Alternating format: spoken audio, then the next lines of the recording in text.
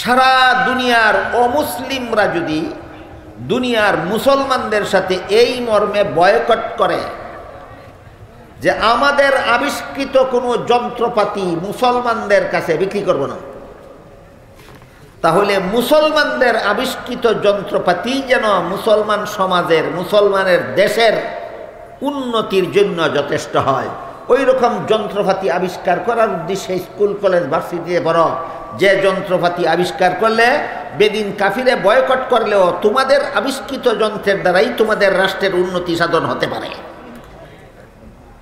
একটা সমাজ সেবার উদ্দেশ্যের একটা উদাহরণ। তিনি আরো লেখেন, দুনিয়ার বেদিন কাফিরেরা যদি মুসলমানদেরকে এই মর্মে বয়কট করে যে আমাদের ডাক্তার দ্বারা কোনো মুসলমান রোগীর চিকিৎসা করতে দেব না, তাহলে মুসলমান ডাক্তাররাই যেন মুসলমান রোগীদের চিকিৎসার জন্য যথেষ্ট হয়। এইরকম ডাক্তার বানাবার জন্য মুসলমানের সন্তান মেডিকেল কলেজে পড়ো, তোমার মেডিকেল কলেজের পড়া মাদ্রাসার ছাত্রদের কোরআন হাদিস পড়ার মতো সওয়াব। কথা আমার বুঝে থাকলে বলুন, স্কুলে পড়া গুনাহ, কলেজে পড়া গুনাহ, ভার্সিটিতে পড়া গুনাহ না সওয়াব? বিনা শর্তে না দুই শর্তে? যাতে জাতে মাতাল তালে ঠিক, সোয়াব মনে রয়েছে আর শর্ত মনে নাই, বিল্লা লইছে, এটা কয় জাতে মাতাল তালে ঠিক। তিনি আরো লেখেন, বেদিন কাফিরেরা যদি মুসলমানের সাথে এই মর্মে বয়কট করে যে আমাদের আবিষ্কৃত ঔষধ কোনো মুসলমান রোগীর চিকিৎসার জন্য বিক্রি করব না, তখন মুসলমানদের আবিষ্কৃত ঔষধই যেন মুসলমান রোগীর চিকিৎসার জন্য যথেষ্ট হয়। এটা হলো সমাজ সেবার জন্য মেডিকেল কলেজে পড়া, এটা হলো সমাজ সেবার উদ্দেশ্যে মেডিকেল কলেজে পড়া। তিনি আরো লেখেন, বেদিন কাফিরেরা যদি মুসলমানদের সাথে এই মর্মে বয়কট করে যে আমাদের আবিষ্কৃত অস্ত্র কোনো মুসলমানদের দেশে বিক্রি করব না, তাহলে মুসলমানদের আবিষ্কৃত অস্ত্রই যেন যুদ্ধের ময়দানে শত্রুর মোকাবেলা বিজয়ী হওয়ার জন্য যথেষ্ট হয়, এমন অস্ত্র আবিষ্কার করার জন্য তুমি কলেজ ভার্সিটিতে পড়ো, তোমার কলেজের পড়া ভার্সিটির পড়া মাদ্রাসার ছাত্রদের কোরআন হাদিস পড়ার মতো সওয়াবের কাজ। তাহলে স্কুল কলেজ ভার্সিটির পড়ার দরকার আসেনি? শুধু জায়েজ না সওয়াব আছে? বিনা শর্তে না দুই শর্তে? এখন বলেন দুই শর্তের কোন কোন শর্ত এই জমানার স্কুল কলেজের মুসলমান ছাত্ররা পালন করে? কতজন স্কুল কলেজের ছাত্র মুসলমানি বজায় রেখে স্কুল কলেজে পড়ে? কতজন কলেজ ভার্সিটির ছাত্র কলেজ ভার্সিটিতে পড়ে এমন এমন অস্ত্র আবিষ্কার করতে পেরেছে যেই অস্ত্র দ্বারা আমেরিকার বিশ্ব সন্ত্রাসী আমেরিকার মোকাবেলায় যুদ্ধের ময়দানে বিজয়ী হওয়া যায়? পারছে না। তাইলে উদ্দেশ্য ছিল তোমার মুসলমান জাতিকে দুনিয়াতে প্রতিষ্ঠিত করা, এর জন্য যন্ত্র আবিষ্কারের দরকার, এর জন্য অস্ত্র আবিষ্কারের দরকার, এর জন্য ঔষধ আবিষ্কারের দরকার, এর জন্য ডাক্তার তৈরির দরকার, যার দ্বারা বেদিন কাফিরের মোকাবেলা করতে পারো। এদের মোকাবেলায় দুনিয়াতে তোমাদের দেশটাকে তোমাদের রাষ্ট্রটাকে প্রতিষ্ঠিত করতে পারো, ওইটাও পারছো না। আর স্কুলে করার কারণে নমাজ বন্দিগিও শিখছো না, তোমার দিকে আমও গেল ছলাও গেল না, বুঝতে পারেন নাই? আমও গেল ছলাও গেল। স্কুল কলেজে পড়ার উদ্দেশ্য ছিল তোমার মুসলমান সমাজকে দুনিয়াতে প্রতিষ্ঠা করা। মুসলমান সমাজকে প্রতিষ্ঠা করার মতো না ঔষধ বানাইতে পারছো, না ডাক্তার তৈরি করতে পারছো, না যন্ত্র বানাইতে পারছো, না অস্ত্র বানাইতে পারছো। এরা গেল ছলা, আর না নমাজি হইতে পারছো, এরা গেল আম। তোমার তো স্কুলে ভর্তি গিয়ে আমও গেল ছলাও গেল, হিসাব নিকাশ মিলে কেউ তোমার স্কুলে কলেজে ভার্সিটিতে পড়ার সার্থকতা কোথায়? কোনো সার্থকতা আছে? নাই। এমন অথর্ব শিক্ষা ব্যবস্থা মুসলমান সমাজে চালু হইল কেন? একমাত্র ইসলামী শিক্ষানীতি বাদ দিয়া মন গড়া শিক্ষানীতি চালু করার কারণে। মুসলমান সমাজের স্কুল কলেজ ভার্সিটিতে পড়তে গিয়ে আমও গেল ছলাও গেল কেন? ইসলামী শিক্ষানীতি বাদ দিয়া মন গড়া শিক্ষানীতি বাস্তবায়ন করার কারণে। আগেই বলেছি, মন গড়া শিক্ষানীতি মতে স্কুলে প্রাইমারি স্কুলের সিলেবাস, হাই স্কুলের সিলেবাস, কলেজ ভার্সিটির সিলেবাস ওই সমস্ত লোকেরা তৈরি করে দেয়, যারা এমন একটা সিলেবাস তৈরি করে দেয় যেই সিলেবাস নিয়ে লেখাপড়া করলে মুসলমানের সন্তান সালমান রুশদি হতে পারে, যেই সিলেবাস নিয়ে লেখাপড়া করলে মুসলমানের সন্তান কবি শামসুর রহমান হতে পারে, ওই সমস্ত সিলেবাস দিয়ে লেখাপড়া করলে মুসলমানের সন্তান লতিফ সিদ্দিকী হতে পারে, এই সমস্ত সিলেবাস নিয়ে লেখাপড়া করলে মুসলমানের সন্তান ডক্টর আহমদ শরীফ হতে পারে, এই সিলেবাস নিয়ে লেখাপড়া করলে মুসলমানের সন্তান তসলিমা নাসরিন হতে পারে। এবং নাস্তিক্যবাদী শিক্ষা ব্যবস্থা চালু করার কারণে মুসলমান ছাত্রছাত্রীদের লেখাপড়া করিয়া আমজায় চলাও যায়, আমজায় চলাও যায়। যে স্কুল কলেজের পড়া ছিল সোয়াবের কাজ, সেই স্কুল কলেজে ফিরে সব তো ফাইলামই না, নমাজি তো ওইলামই না, বিশ্বের বুকে নিজের দেশটাকে নিজের রাষ্ট্রটাকে প্রতিষ্ঠাও করতে পারলাম না, আমও গেল চলাও গেল একমাত্র মন গড়া শিক্ষা ব্যবস্থার কারণে, মন গড়া শিক্ষানীতির কারণে। কি শিক্ষানীতির কারণে? মন গড়া শিক্ষানীতির কারণে। আমি যে কয়েকটা উদাহরণ দিলাম, নাস্তিকের সালমান রুশদি একটা, কবি শামসুর রহমান একটা, লতিফ সিদ্দিকী একটা, ডক্টর আহমদ শরীফ একটা, তসলিমা নাসরিন একটা, এই সবগুলি নাস্তিক, সবগুলি নাস্তিক। এইগুলি নাস্তিক হইছে ইহুদি খ্রিস্টানদের দেশে লেখাপড়া করিয়া না বাংলাদেশে মুসলমানের দেশের স্কুল কলেজে লেখাপড়া করিয়াছে? বাংলাদেশের মতো মুসলমানের দেশের স্কুল কলেজে লেখাপড়া করিয়া কেন তসলিমা নাসরিন তৈরি হইল, কেন ডক্টর আহমদ শরীফ তৈরি হইল, কেন সালমান রুশদি তৈরি হইল, কেন শামসুর রহমান তৈরি হইল, কেন লতিফ সিদ্দিকী তৈরি হইল? একমাত্র ইসলামী শিক্ষানীতি বাদ দিয়া মন গড়া শিক্ষানীতি চালু করার কারণে। এই নাস্তিকদের যত পরিভাষা আছে, এর মধ্যে একটা পরিভাষা হইল ধর্মান্ধ। একটা পরিভাষার নাম ধর্মান্ধ। ধর্ম যুগ অন্ধ সমান ধর্মান্ধ।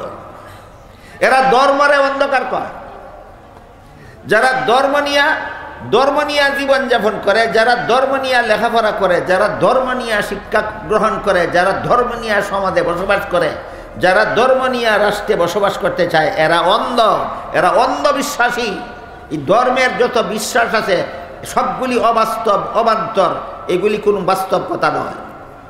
যেমন ডক্টর আহমদ শরীফ মরণের আগে ওসিয়ত করে গেছিল, আমি মরলে পরে আমার লাশরে গোসল দিও না, কাফন পরাইও না, জানাজা পড়ো না, কোনো গুরুস্থানে দাফন করো না, আমার লাশরে হাসপাতালে দান করে দিও।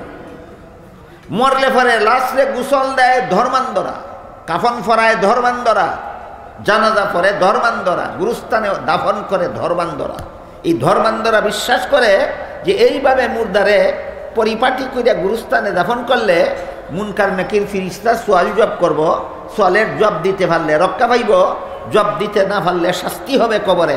মিথ্যা কথা, কবরে কোনো সোয়াল জব নাই, কবরে কোনো আজাব গজব নাই। এই ধর্মান্ধরা বিশ্বাস করে এক সময় কবর থেকে জীবিত হয়ে হাসরের মাঠে দাঁড়াতে হবে। মিথ্যা কথা। হাসর নসর বলতে কোনো কিছু নাই, হিসাব নিকাশ বলতে কোনো কিছু নাই, পরকাল বলতে কিছু নাই, জান্নাত জাহান্নাম বলতে কিছু নাই, আল্লাহ বিল্লাহ বলতে কিছু নাই। খামোখা আমার লাশকে এইভাবে কবরে দাফন করার কোনো যুক্তি নাই, কাজে আমার লাশকে কবরে দাফন করে। মন গড়া শিক্ষানীতির বিস্ফল। বলুন, এই ডক্টর আহমদ শরীফ কোন শিক্ষানীতির কি ফল? মন গড়া শিক্ষানীতির বিস্ফল। আমি আপনাদের জিজ্ঞেস করি, আপনারা যারা গৃহস্থী করেন, আপনাদের হালের বলদ মরে গেলে কেউ গোসল দেয়, কাফন ফরায়, জানাজা পড়ে, গুরুস্থানে দাফন করে? তাইলে বলদ মরলেও গোসল নাই, আহমদ শরীফ মরলেও গোসল নাই, বলদেরও কাফন নাই, আহমদ শরীফেরও কাফন নাই, বলদেরও জানাজা নাই, আহমদ শরীফেরও জানাজা নাই, বলদেরও গুরুস্থান নাই, আহমদ শরীফের গুরুস্থান নাই। দুই বলদে বেশ কম কথা, দুইটা বেশ কম আছে। একটা বলদ 4 ঠেঙ্গিয়া আর একটা বলদ 2 ঠেঙ্গিয়া। আলের বলদ কঠেঙ্গিয়া আর ই বলদ 2 ঠেঙ্গিয়া। 4 ঠেঙ্গাটা হইল অশিক্ষিত বলদ আর 2 ঠেঙ্গাটা হইল শিক্ষিত বলদ। মানুষকে শিক্ষিত বলদ বানায় মন গড়া শিক্ষানীতির দ্বারা। মানুষকে শিক্ষিত বলদ বানায় কোন শিক্ষানীতির দ্বারা? মন গড়া শিক্ষানীতির দ্বারা। আর ইসলামী শিক্ষানীতির দ্বারা আদম সন্তানকে মানুষ বানায়, কথাটা একটু পরে বলবো আমি। আল্লাহর দেওয়া শিক্ষানীতি মতে যারা শিক্ষা গ্রহণ করে এরা আদম সন্তান, এই সমস্ত আদম সন্তানেরা মানুষ হয়। আর মন গড়া শিক্ষানীতিতে যারা শিক্ষিত হয় এরা মানুষ থাকে না, এরা জানোয়ার হইয়া যায়। এরকম তসলিমা নাসরিন আর একটা জানোয়ার, এটা কেতনা বড় জঘন্যতম জানোয়ার, এটা বিবরণ দিয়ে আমি আপনাদেরকে সারা রাতেও বুঝাবার ভাষা নাই আমার। তসলিমা নাসরিনে এক বইয়ে লেখে, এক যুদ্ধের মধ্যে মুহাম্মদের স্ত্রী আয়েশাও তার সাথে ছিল। এটা কথা ঠিক আছে। তাই মুহাম্মদ কইছে, রাসূল মানে না এই জন্য মুহাম্মদ কইছে, হযরত মানে না এই জন্য মুহাম্মদ কইছে, নবী মানে না এই জন্য সাল্লাল্লাহু আলাইহি ওয়াসাল্লাম কইছে না। তাই ভাষায় কইলাম, এক যুদ্ধে মুহাম্মদের স্ত্রী আয়েশাও তার সঙ্গে ছিল। যুদ্ধের থেকে ফেরার পথে গভীর রাতে মুহাম্মদের স্ত্রী, মুহাম্মদ তাঁবুতে বিশ্রাম করতেছিলেন। এমত অবস্থায় মুহাম্মদের স্ত্রী তাঁবুত থেকে বের হয়ে জঙ্গলে চলে গেল ভিন্ন পুরুষের সাথে যৌন ক্ষুধা নিবারণ করার জন্য। নবীর বিবি আয়েশা বলে গভীর রাতে তাঁবুত থেকে বের হয়ে জঙ্গলে চলে গেলেন ভিন্ন পুরুষের সাথে যৌবনের ক্ষুধা নিবারণ করার জন্য। এর চেয়ে বড় জঘন্যতম বেয়াদবি নবীর সাথে, এর থেকে বড় জঘন্যতম কুফরি আল্লাহর সাথে আর কিছু হতে পারে না। এই তসলিমা নাসরিন যত বই লিখেছে, অনেকগুলি সাহিত্য বই লিখেছে, যত বই লিখেছে সবগুলি বই লিখেছে মানুষকে জানোয়ার বানাবার জন্য। এর মধ্যে তসলিমা নাসরিনের লেখা একটা বইয়ের নাম আছে যাব না কেন যাব। বইয়ের নাম যাব না কেন যাব। এই যাব না কেন যাব বইয়ে লেখে, মহিলাদের গায়ের ব্লাউজের মাপ দেওয়ার জন্য পুরুষ টেইলারদের কাছে যেতেই হয়। আমি এই কথা মানি না। মহিলাদের গায়ের ব্লাউজের মাপ দেওয়ার জন্য পুরুষ টেইলারদের কাছে যেতেই হবে কেন? হয়তো মহিলা টেইলারের কাছে যাবে, আর না হয় তার স্বামী তার ব্লাউজের মাপ নিয়ে পুরুষ টেইলারের কাছে পৌঁছাইয়ে দেবে। ব্যবস্থা নাই? কোনো স্বামী যদি কয় আমি আমার স্ত্রীর গায়ের মাপ জানি না, এই জন্য স্ত্রীরে পুরুষ টেইলারের কাছে পাঠিয়ে দিলাম, এমন যদি কেউ কয়, আমি তারে জিজ্ঞাসা করবো, এই গর্দব, তুই তোর বউয়ের শরীরের মাপ জানোস না? তোরে কোন গাদায় কইছিল রে বিয়া করতে? বুঝে থাকলে বলেন, মহিলাদের গায়ের ব্লাউজের মাপ দেওয়ার জন্য পুরুষ টেইলারদের কাছে যেতেই হয় না বিকল্প ব্যবস্থা আছে? তসলিমা নাসরিন যাব না কেন যাব বইয়ে লেখে, মহিলাদের গায়ের ব্লাউজের মাপ দেওয়ার জন্য পুরুষ টেইলারদের কাছে যেতেই হয়। এই সুযোগে টেইলারেরা মাপ নেওয়ার সময় মহিলার শরীরে ফিতার পরিবর্তে হাতের আঙ্গুল ব্যবহার করে। এতে লজ্জায় অনেক মেয়ে লাল হয়ে যায়, অনেক মেয়ে নীল হয়ে যায়, অনেক মেয়ে হলদে হয়ে যায়। তাইলে পুরুষ টেইলারের কাছে মহিলা ব্লাউজের মাপ দেওয়ার জন্য গেলে টেইলারে কি আচরণ করে তাই জানা আছে? জানে দীক্ষা লেখছে না, না জানি না লেখছে? তাইলে তুই যদি জানোস টেইলারের কাছে মহিলারা মাপ দেওয়ার লাগি গেলে এই আচরণ করে, আবার বইয়ার কি নাম দিছস? তাইলে তুই যাবি কেন? বদমাশ না হইলে তুই তো যাস ওই পুরুষ টেইলারের আঙ্গুলের সিফা খাইতে। এই ধরনের বই যে খাটাসে লিখতে পারে, এই ধরনের বই যে খবিসে লিখতে পারে, বলুন এটা মানুষ না জানোয়ার? এটার বই যারা পড়বো এরা মানুষ হইবে না জানোয়ার? কারণ লেখা পড়া এগুলো তো শিক্ষার ব্যাপার। এই এমন একটা শিক্ষিত মহিলার লেখা বই পড়লে জানোয়ার হবে কেন? কারণ এটা ইসলামী শিক্ষানীতি মতে শিক্ষা গ্রহণ করছে, মন গড়া শিক্ষানীতি মতো শিক্ষা গ্রহণ করেছে। এই তসলিমা নাসরিনের লেখা আরেকটা বইয়ের নাম আছে অপরপক্ষ। আপনারা আল্লাহর দুয়াই দিয়া ফায়ে দুইরা কই, মেহরবানি কইরা এই সমস্ত বেঈমানদের বই পড়বেন না। পড়লে ঈমান রক্ষা করতে পারবেন না। এমন সব প্রশ্ন ইসলামের বিরুদ্ধে, কোরআনের বিরুদ্ধে, আল্লাহর বিরুদ্ধে, রাসূলের বিরুদ্ধে এমন সব প্রশ্ন উত্থাপন করে যেগুলি কোরআন হাদিস সম্পর্কে গভীর জ্ঞান না রাখলে জবাবও দিতে পারবেন না, ঈমানও ঠিক রাখতে পারবেন না। যেমন তসলিমা নাসরিনের একটা দাবি ছিল কোরআনের অনেক আয়াত আছে ভুল। মৌলবীরা যদি কোরআনের ভুলগুলি সংশোধন করতে পারে তাহলে এই কোরআন আধুনিক যুগে চলতে পারে, আর মৌলবীরা যদি কোরআনের ভুলগুলি সংশোধন করতে না পারে তাহলে এই সেকেলে যুগের কোরআন আধুনিক যুগে অচল হতে বাধ্য হবে। তসলিমা নাসরিন কইছে কোরআনে অনেকগুলি আয়াত ভুল আছে, এর মধ্যে যতগুলি আয়াত ভুল আছে কইছে এর মধ্যে একটা আয়াত হইল আল্লাহ পাক রব্বুল আলামিন বলেছেন ফানকিহু মা তাবা লাকুম মিনান নিসাই মাসনা ওয়া সুলাসা ওয়া রুবা। আল্লাহ বলেন হে পুরুষরা তোমরা প্রয়োজনে একসাথে 2 স্ত্রী রাখতে পারো, প্রয়োজনে একসাথে 3 স্ত্রী রাখতে পারো, প্রয়োজনে একসাথে 4 স্ত্রী রাখতে পারো, এর বেশি নয়। কিন্তু কোনো আয়াতে মহিলাকে কোরআনে বলা হয়নি যে হে মহিলারা তোমরা প্রয়োজনে 2 স্বামী রাখতে পারো, 3 স্বামী রাখতে পারো, 4 স্বামী রাখতে পারো। পুরুষকে 4টা বউ রাখার অধিকার কোরআনে দেয়, কিন্তু মহিলাকে একের বেশি স্বামী রাখার অধিকার যে কোরআনে দেয় না, এই কোরআন অযৌক্তিক, এই কোরআন যুক্তিসম্মত নয়। মৌলবীরা আয়াত সংশোধন করো, আয়াত ভুল, সংশোধন করতে পারলে কোরআন চলবে, না হইলে এই যুগে কোরআন হয়ে যাবে অচল। তসলিমার এই বইটা যদি পড়েন আপনার ইমানটা কেমনে ঠিক রাখবেন? কোরআনে পুরুষে 4 বউ রাখার অধিকার দেয়, মহিলাকে একের বেশি স্বামী রাখার অধিকার দেয় না। পুরুষে অধিকার বেশি দিল, মহিলাকে অধিকার থেকে বঞ্চিত করলো। কি জব দিবেন? জব দিতে পারবেন না, ইমানও রক্ষা করতে পারবেন না। এই জন্য বলছি পায়েরই দেখই, আল্লাহর দোয়াই দেখই আপনারা এই বইগুলি পড়বেন না। আমাদের পড়তে হয় এই শয়তানদের দাঁত ভাঙ্গা জবাব দেওয়ার জন্য। তসলিমার এই যুক্তির জবাব আল্লাহ 1500 বছর আগে কোরআনে দিয়ে রাখছেন। আপনারা খুঁজে বাইর করতে পারবেন? আমি খুঁজে বাইর করছি। এই শয়তানের এই শয়তানি যুক্তির জবাব আল্লাহ 1500 বছর আগে কোরআনের ভিতরে দিয়ে রাখছেন।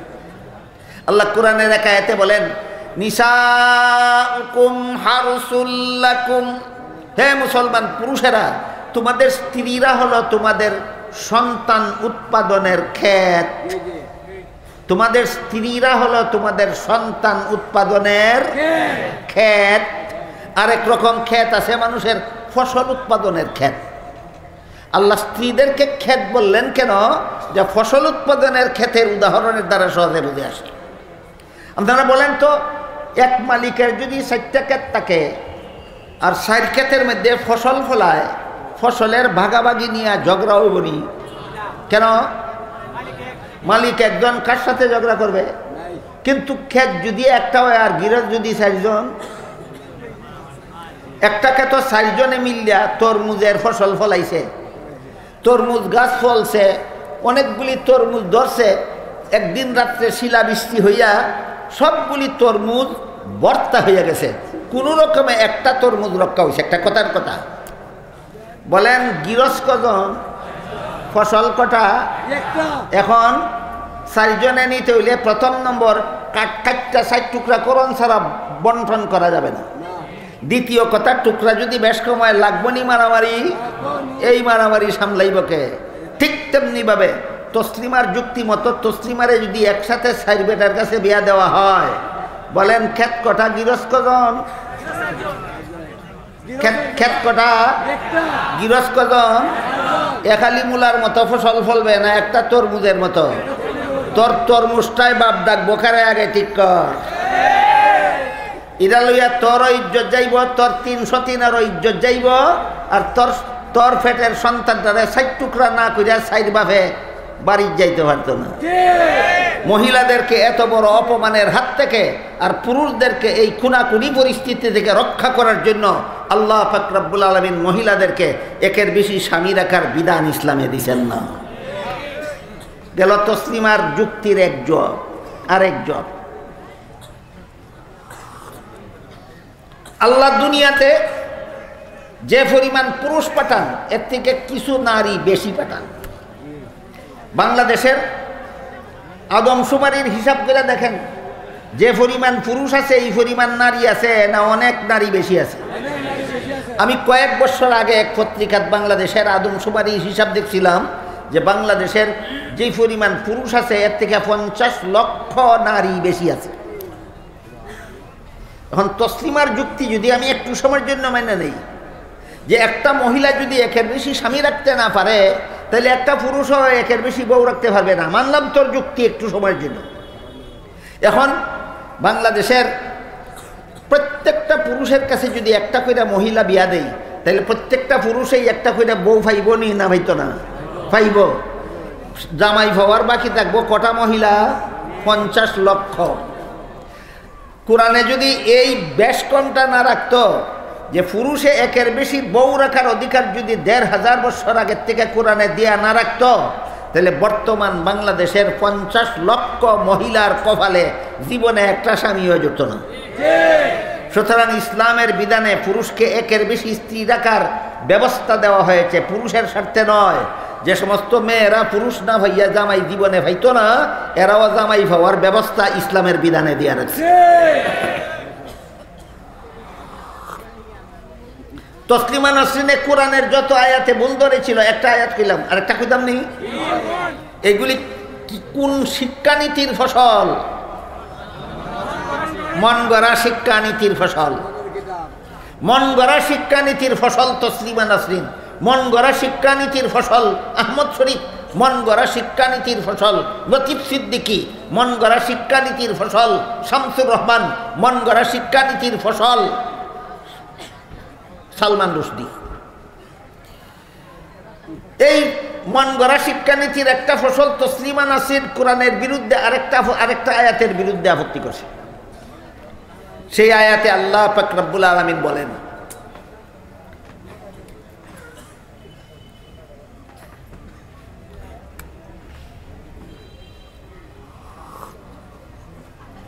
ওয়ালিযাকারি মিসলু হাজ্জিল উনসায়াইন। এটা হলো কোরআনের আয়াতের অংশ।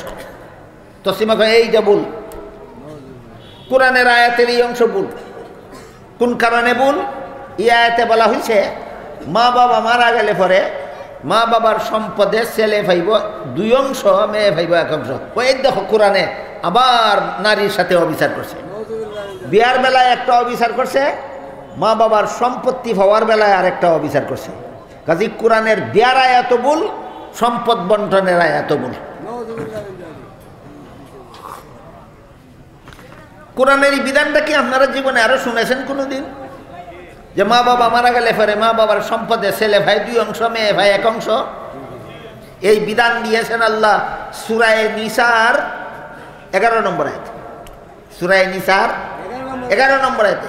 তসলিমা ভাই আয়াত ভুল। এখানে নারীদের সাথে অবিচার করা উচিত। মেয়ের যদি 1 অংশ দাও তাহলে ছেলেরাও 1 অংশ দিতে হবে, ছেলের যদি 2 অংশ দাও তাহলে মেয়েরাও 2 অংশ দিতে হবে। কারণ ছেলে মেয়ে উভয়ই একই মা বাবার সন্তান। একই মা বাবার সন্তান হওয়া সত্ত্বেও ছেলেরা ডাবল দেওয়া আর মেয়েরা সিঙ্গেল দেওয়া, এটা মেয়েদের প্রতি নারীদের প্রতি কোরআনের অবিচার ছাড়া আর কিছু নয়।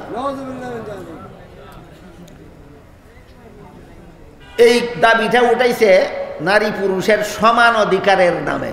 কিসের নামে? সমান অধিকারের নামে। আমি হয়তো অন্য বছর আপনাদেরকে বলেছি, আজকে এই কথাটা বলতে গেলে আমার মূল আলোচনায় ফিরে যাওয়া, এই 7 দিনে ফিরে যাওয়া যেত না। এই জন্য আজকে এই সমান অধিকারের আলোচনা করবো না, শুধু তসলিমা যে কথাটা উঠাইছে সমান অধিকারের নামে এটা কইলাম। নারী ছেলে মেয়ে উভয়ের সমান অধিকার। কাজেই মা বাবার সম্পত্তিতে ছেলেকে যে পরিমাণ দেওয়া হয় মেয়েকে সেই পরিমাণ দিতে হবে। এখন তসলিমার এই শয়তানি যুক্তির জবাবটা বুঝুন। ইসলামী শিক্ষা ব্যবস্থায়, ইসলামের শিক্ষানীতিতে কোনো বাবার ঘরে ছেলে জন্ম হইলে এই ছেলেকে লালন পালন করা বাবার দায়িত্ব হয়। কতদিন? ছেলে নাবালক থাকবে যতদিন। ছেলে যখন থেকে সাবালক হয় তখন এই ছেলেকে লালন পালন করা বাবার দায়িত্ব নয়। কোনো বাবা যদি সাবালক ছেলেকে লালন পালন করে এটা হবে ছেলের প্রতি বাবার দয়া। কিন্তু এই বাবার ঘরেই যদি কোনো মেয়ে সন্তান জন্ম হয়, সাবালক নাবালক প্রশ্ন নাই, যতদিন পর্যন্ত মেয়ের বিয়ে না হবে ততদিন পর্যন্ত মেয়েকে লালন পালন করা বাবার দায়িত্ব। এখান থেকে ছেলের জীবনের খরচ কটা আর মেয়ের জীবনের খরচ কটা এটা বুঝলেই তসলিমা নাসরিনের শয়তানি যুক্তির ভুল কোথায় পরিষ্কারভাবে বুঝে ফেলবেন। ইসলামের বিধানে ছেলের জীবনে খরচের খাত আছে 3টা। 1 নম্বর সাবালক হওয়ার পর থেকে নিজের জীবনের ভরণ পোষণ, 2 নম্বর বিয়ে করার পর থেকে বউয়ের ভরণ পোষণ, 3 নম্বর সন্তান জন্ম হওয়ার পর থেকে সন্তানের ভরণ পোষণ। আমার কথা বুঝে থাকলে বলুন, ছেলের জীবনে ইসলামের বিধানে ছেলের জীবনে খরচের খাত আছে কটা? 3টা। অংশ পাইছে কটা? 2টা। খরচ আছে 3টা, অংশ পাইছে 2টা। স্মরণ রাখে। পক্ষান্তরে মেয়ের জীবনে বিয়ার আগ পর্যন্ত লালন পালনের দায়িত্ব বাবার, বিয়ার পর থেকে মরণ পর্যন্ত লালন পালনের দায়িত্ব স্বামীর। কাজেই মেয়ের জীবনে নিজের লালন পালনের দায়িত্ব নাই, স্বামী ফেলার দায়িত্ব নাই, সন্তান ফেলার দায়িত্ব নাই। খরচ দায়ী একটা, ও অংশ পাইছে একটা। এবার বলেন, 3 খরচ হলার 2 অংশ পাইলে বেশি পায় না নাই খরচ হলার 1 অংশই অনেক বেশি? জাতে মাতাল তালে টিকের দলে অত কথা বুঝে না, খালি বুঝে 1 থেকে 2 বেশি। কি পরিমাণ যে এদের গান্দা ফসা মস্তকে কি পরিমাণ জ্ঞান যে বহন করে, এটা আপনাদেরকে বুঝাবার জন্য একটা কাহিনী কই, শুনে গল্প কই।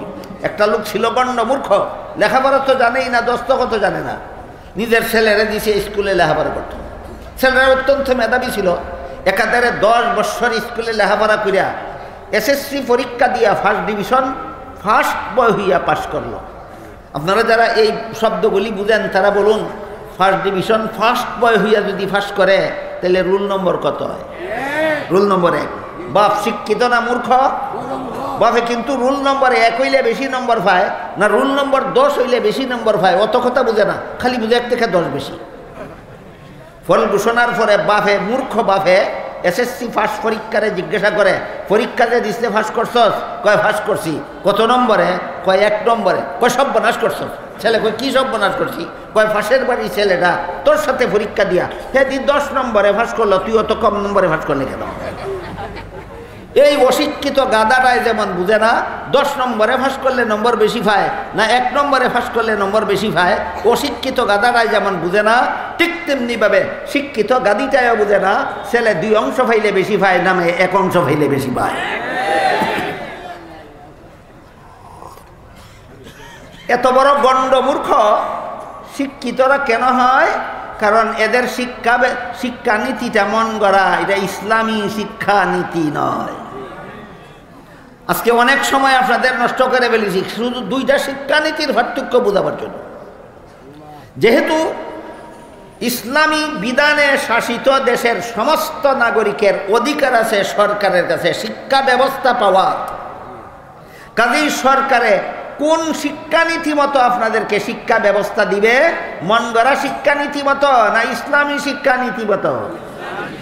এবার ইসলামী শিক্ষানীতির আরেকটা মূল কথা আপনাদেরকে বুঝাতে চাই।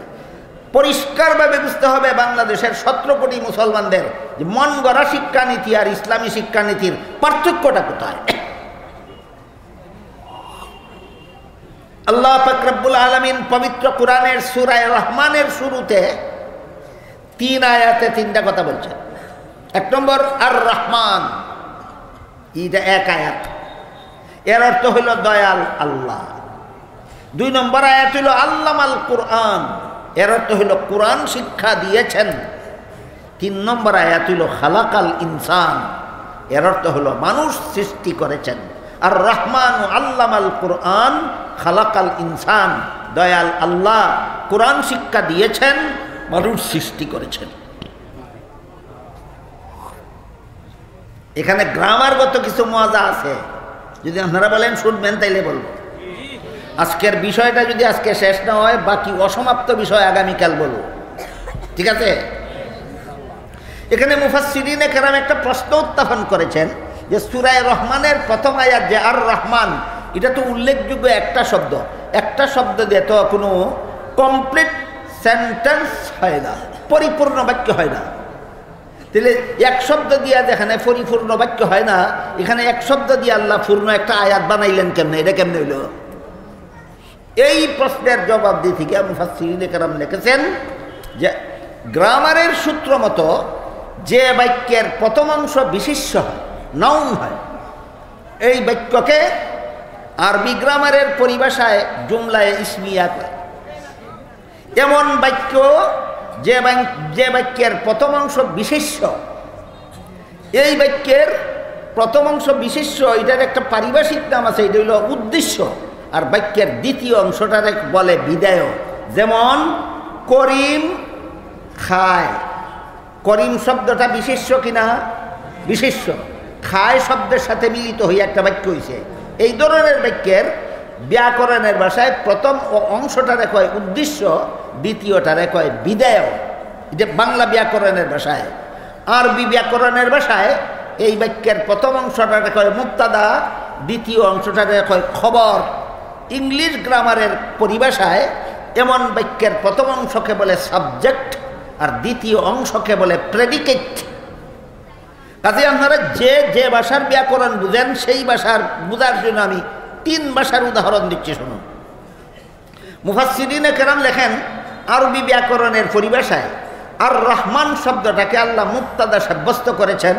পরবর্তী আয়াতকে খবরে আউয়াল, তারপরের আয়াতকে খবরে সানি, তারপরের আয়াতকে খবরে সালিস, তারপরের আয়াতকে খবরে রাবে, তারপরের আয়াতকে খবরে খামিস।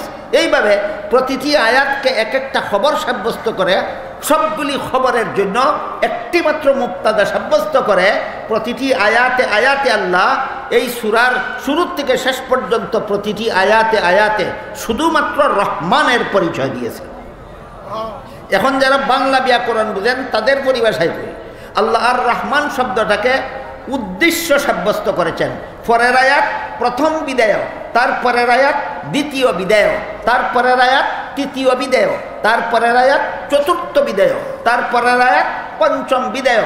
এইভাবে সূরার শেষ আয়াত পর্যন্ত প্রত্যেকটা আয়াতকে এক একটা বিদায় সাব্যস্ত করে আর সবগুলি বিদায়ের জন্য একটা মাত্র উদ্দেশ্য সাব্যস্ত করে। এই পদ্ধতিতে আল্লাহ সূরার শুরু থেকে শেষ পর্যন্ত শুধুমাত্র রহমানের পরিচয় দিয়েছেন। এবার যারা ইংলিশ গ্রামার বুঝেন তাদের পরিভাষায় করি, আর রহমান শব্দটাকে আল্লাহ সাবজেক্ট সাব্যস্ত করেছেন।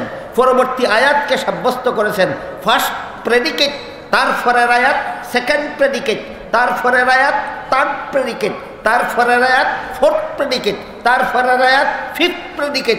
এইভাবে প্রতিটি আয়াতকে এক একটা প্রেডিকেট সাব্যস্ত করার পর একটি মাত্র সাবজেক্ট সাব্যস্ত করার মাধ্যমে আল্লাহ এই সূরার প্রতিটি আয়াতে আয়াতে শুধুমাত্র রহমানের পরিচয় দিয়েছে। কোনো ভাষার গ্রামার যারা বুঝেন না, এবার আপনাদেরকে বলি, আল্লাহ বললেন আর রহমান ও আল্লামাল কুরআন খালাকাল ইনসান। এর অর্থ হইল রহমানকে কোরআন শিক্ষা দিয়েছেন যিনি, রহমানকে মানুষ সৃষ্টি করেছেন যিনি, রহমানকে মানুষকে বাকশক্তি দান করেছেন যিনি। এই আয়াতগুলির ধারাবাহিকতার দিকে লক্ষ্য করে বলুন, প্রত্যেকটা আয়াতে আয়াতে কার পরিচয় দেওয়া হইল? রহমানের পরিচয় দেওয়া হয়েছে। প্রত্যেকটা আয়াতে আয়াতে আয়াতে রহমানের পরিচয় দেওয়া হয়েছে। এই সূরার ভিতরে আল্লাহর অগণিত রহমত এবং নিয়ামতের বিবরণ দিয়েছেন। এর মধ্যে সর্বশ্রেষ্ঠ সর্বপ্রথম নিয়ামত হইল মানব জাতির প্রতি আল্লাহর কোরআন শিক্ষা। এই জন্য বলেন আর রহমান ও আল্লামাল কোরআন। সবচেয়ে বড় নিয়ামত মানব জাতির প্রতি আল্লাহ প্রদত্ত কোরআনের শিক্ষা হইল মানুষের জন্য সবচেয়ে বড় নিয়ামত। প্রশ্ন জাগে, কোরআন শিক্ষা সবচেয়ে বড় নিয়ামত হইল কিভাবে? আল্লাহ জবাবে বলেন খালাকাল ইনসান। কোরআন শিক্ষার ছোঁয়া যদি তোমার অন্তরে লাগে তবেই তুমি মানুষ। কোরআন শিক্ষার ছোঁয়াও যদি তোমার অন্তরে লাগে না, তুমি বড় শিক্ষিত হতে পারো, কিন্তু ডক্টর আহমদ শরীফের মতো জানোয়ার ছাড়া আর কিছু নয়। তুমি শিক্ষিত হতে পারো, তসলিমার মতো জানোয়ার ছাড়া আর কিছু নয়। এই তসলিমার লেখার একটা বইয়ের নাম অপরপক্ষ।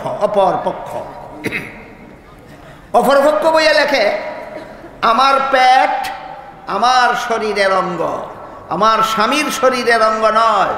কাজে আমার স্বামীর অধিকার নাই তার ইচ্ছা মতো আমার পেটে বাচ্চা জন্ম দেওয়ার। আমার পেটে কার কাছ থেকে বাচ্চা নেব না নেব সেটা আমার অধিকার। আমি জিজ্ঞেস করি, একটা পুরুষকে স্বামী বানাইয়া বাচ্চা পেটে নিবে না, যেখান থেকে মনে চায় সেখান থেকে বাচ্চা পেটে নেবে? এমন পেটের জন্য মানুষের দরকার হয় না কুত্তিরও তাকে? তাহলে তসলিমার ফেটে আর কুত্তির ফেটে ব্যবধান কত? তসলিমে কি অশিক্ষিত ছিল না শিক্ষিত? শিক্ষিত।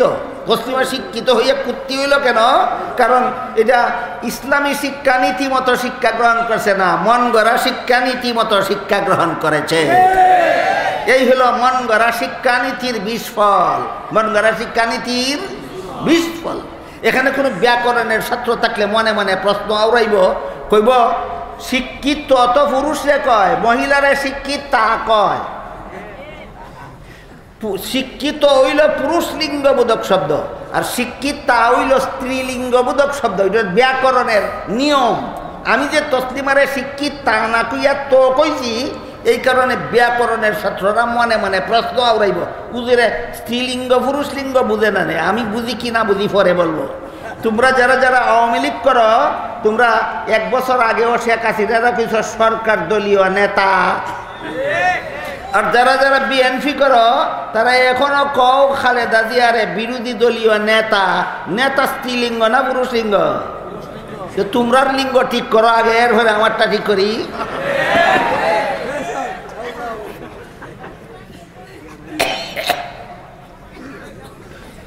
ডক্টর আহমদ শরীফও শিক্ষিত ছিল, তসলিমা নাসরিনও শিক্ষিত ছিল। এরা মানুষ না জানোয়ার? কেন জানোয়ার? এরা শিক্ষিত হইয়া জানোয়ার কেন? একমাত্র কারণ এরা কোরআন শিক্ষার পরশ লাগেনি তাদের অন্তরে। কোরআন শিক্ষার পরশ লাগেনি যাদের অন্তরে, এরা ডক্টর আহমদ শরীফের মতো শিক্ষিত জানোয়ার না হয়ে পারে না, তসলিমা নাসরিনের মতো শিক্ষিত জানোয়ার না হয়ে পারে না। এটা বুঝাবার জন্য আল্লাহ কোরআন শিক্ষার কথা আগে বলেছেন, মানুষ বানাবার কথা পরে বলেছেন। মর্ম দাঁড়ালো, দয়াল আল্লাহ আগে তোমাদেরকে কোরআন শিক্ষার পরশে পরশিত করেছেন, তারপরে তোমাদেরকে মানুষ হিসাবে স্বীকৃতি দান করেছেন। সুতরাং যারা কোরআন শিক্ষায় শিক্ষিত না, আর যাদের অন্তর কোরআন শিক্ষার আলোতে আলোকিতও না, এরা যত বড় শিক্ষিত হবে ডক্টর আহমদ শরীফের মতো আর তসলিমা নাসরিনের মতো তত বড় জানোয়ার হতে বাধ্য। এখানে একটা প্রশ্ন আপনাদের মনে জাগতে পারে যে আমাদের সমাজের যে সমস্ত মুসলমান ছাত্রছাত্রীরা স্কুল কলেজ ভার্সিটিতে পড়ে, সাবধান, আমি প্রশ্ন করব, আমি জবাব দিব, কেউ জবাব দিবেন না।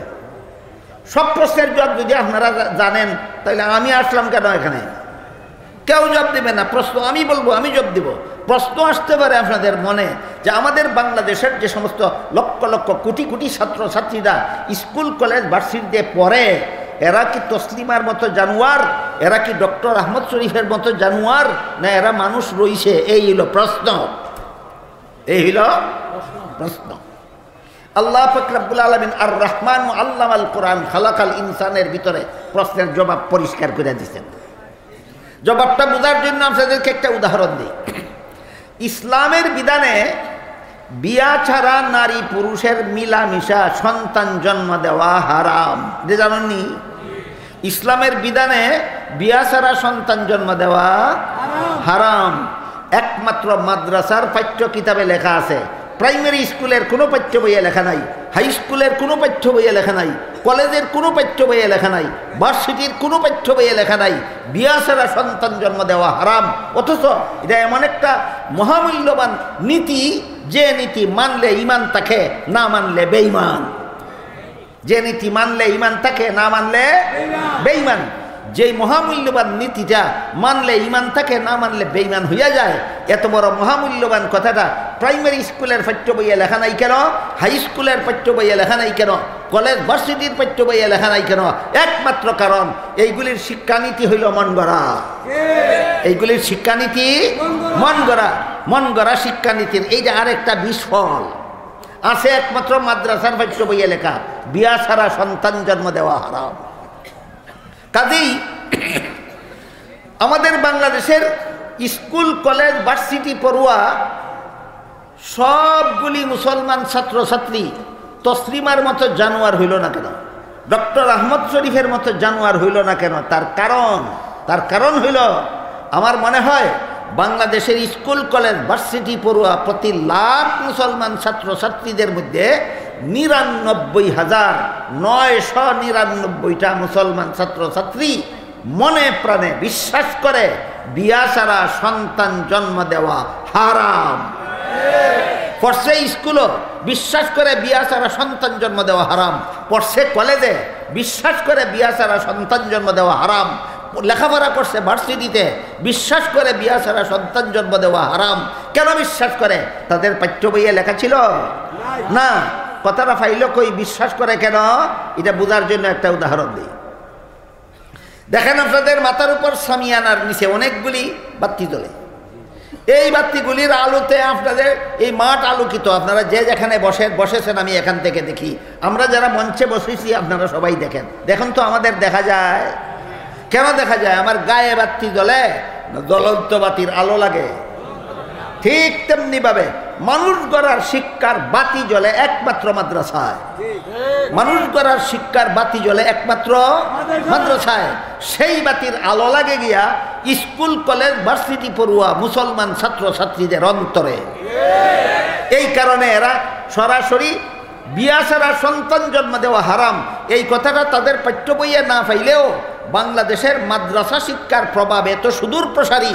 ফরসে স্কুলও, ফরসে কলেজও, ফরসে ভার্সিটি, কিন্তু আলেমদের সাথে উঠা বসার কারণে, আলেমদের সাথে চলাফেরা করার কারণে, আলেমদের ওয়াজ নসিহত শোনার কারণে, আলেমদের সঙ্গ লাভ করার কারণে, আলেমদের মাধ্যমে জানতে পেরেছে বিয়া ছাড়া সন্তান জন্ম দেওয়া হারাম। এই জন্য বাংলাদেশের প্রতি লাখ মুসলমান ছাত্র ছাত্রীদের মধ্যে ৯৯,৯৯৯ জন ছাত্রছাত্রী পাঠ্য বইয়ে না থাকা সত্ত্বেও বিশ্বাস করে বিয়া ছাড়া সন্তান জন্ম দেওয়া হারাম। বলুন, এরা কোরআন শিক্ষায় শিক্ষিত না কোরআন শিক্ষার আলোতে এদের অন্তর আলোকিত? কোরআন শিক্ষার আলোতে এদের অন্তর আলোকিত। এই যে স্কুলে পড়াও তসলিমার মতো জানোয়ার হতে পারেনি, কলেজ ভার্সিটিতে পড়াও ডক্টর আহমদ শরীফের মতো জানোয়ার হতে পারেনি। কতজনের মধ্যে কতজন কইছি? লাখের মধ্যে ৯৯,৯৯৯ জন। বাদ গেল কজন? একজন বাদ দিলাম কেন? সালমান রুশদিদের জন্য। একজন বাদ দিলাম কেন? লতিফ সিদ্দিকীদের জন্য। একজন বাদ দিলাম কেন? শামসুর রহমানদের জন্য। একজন বাদ দিলাম কেন? ডক্টর আহমদ শরীফদের জন্য। একজন বাদ দিলাম কেন? তসলিমা নাসরিনদের জন্য।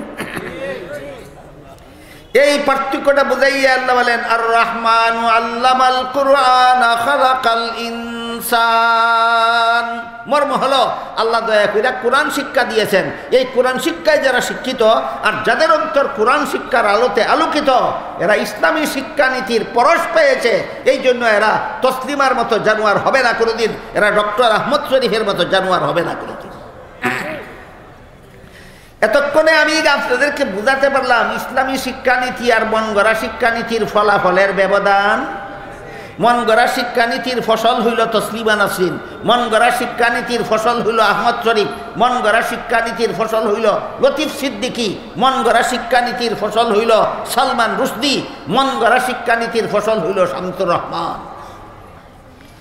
আর ইসলামী শিক্ষানীতির ফসল হলো যারা স্কুল কলেজ ভার্সিটিতে পড়েও কোরআনের হালাল হারামে বিশ্বাসী।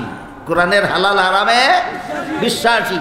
সুতরাং শুরুতেই বলেছিলাম, ইসলামী আইনে শাসিত দেশের সরকারের কাছে দেশের সমস্ত নাগরিকের ৩ নম্বর প্রাপ্য, ৩ নম্বর অধিকার, এদের সবাইকে